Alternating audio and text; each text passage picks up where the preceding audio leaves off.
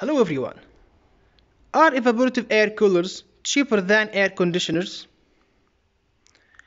I am Ahmed Abdurrahman from Spring Day and let's answer this question.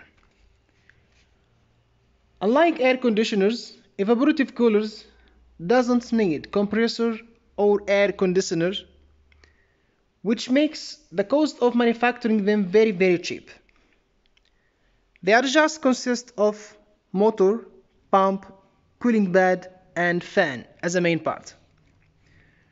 It also depends on its cooling on the external air.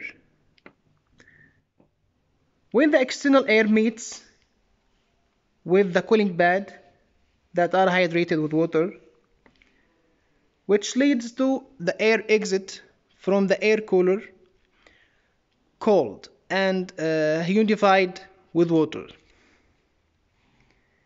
And thus the temperature of the place decreases as a principle of the evaporative cooling system.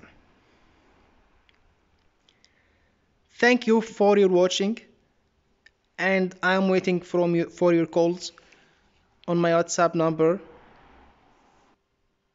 or on my email, or you can leave your question in the comments below this video. Thank you very much.